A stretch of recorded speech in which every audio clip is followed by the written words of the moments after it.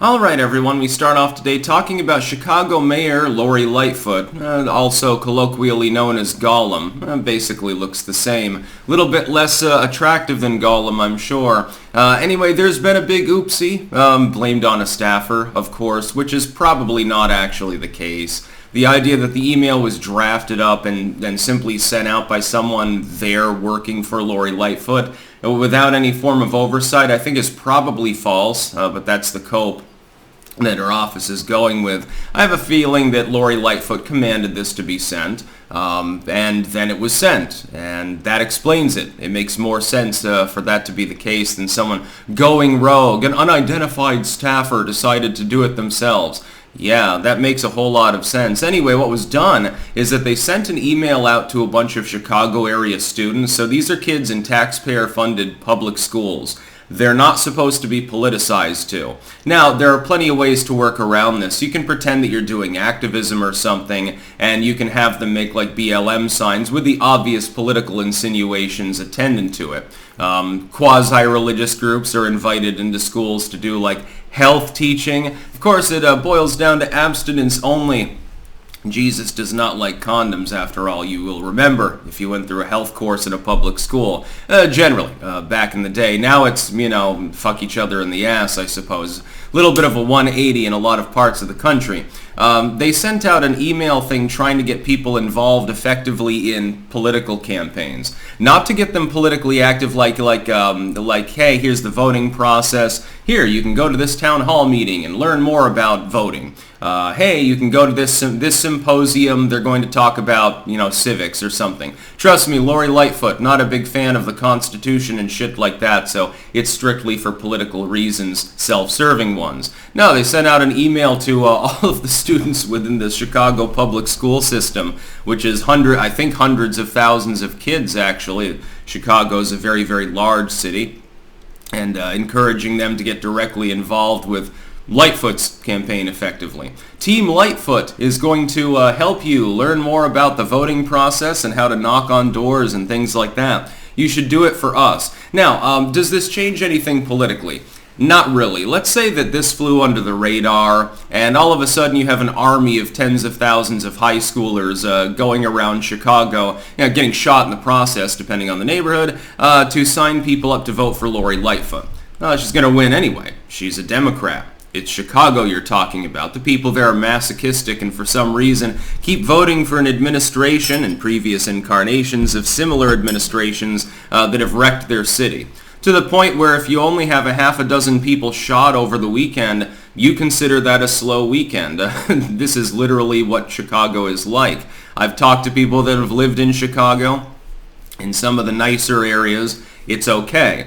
There are fewer and fewer nice areas, and they are always on the edge of something that's not so nice. That's the way that cities tend to work. There's a high level of segregation, ironically, in the major metro zones that you don't get in small-town America. Flyover country with all the rubes, you don't have the same attendant problems. You have less bigotry and stuff. I've talked about this urban, especially West Coast liberals and their various proclivities. Lorilightfoot's like that, too. Somehow she's married. She's in a lesbian relationship, actually. It's interesting to think about. Yeah, you don't want those visuals inside of your head, so I'll leave that subject alone because I know some of you are having your late night snack Eastern time. This is a huge oopsie. But will it mean anything? Like, will she face any repercussions for this? No. Chicago-style machine politics necessitates that a staffer was used at least as a middleman for the content, for the email. So you're not going to have a paper trail back to Lorilightfoot. You would informally tell the staffer, here's what I want you to put in this email, because we need more need more hands to make the work lighter, as this article succinctly points out. But you don't do it electronically. You don't give them a phone call. If there's an investigation, they might look into your phone records or something like that. You tell them very informally. It's the equivalent of handing someone a bag full of Benji Greens in the back alley after they've successfully done some sort of political hatchet job for you that's not legal. It's the equivalent of meeting in person in the storage shed without any electronics allowed to talk to your pack manager that you're not supposed to be coordinating with. Although Hillary found some interesting ways around that back in 2016, so, yeah, there are electronic means again. You simply have to use a middleman.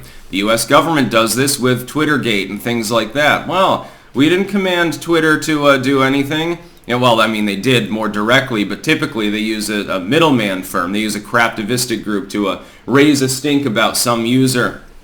I think that in the end, they'll look into it. They'll say, well, this is clearly improper. These are tax-funded schools. These are minors. These are kids. You're not supposed to be drafting them, especially using like their school networks and stuff like that in order to get them to do your political work for you.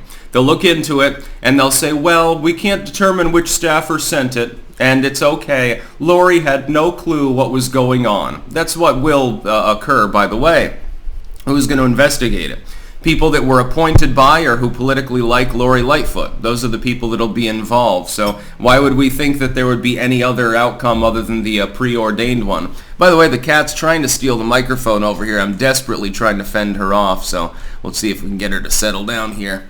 Apparently. Anyway, I don't expect anything to come of this. And that's the real problem that typically is more common to urban areas. The equivalent in rural America is you got the corrupt sheriff who nobody dares to vote against.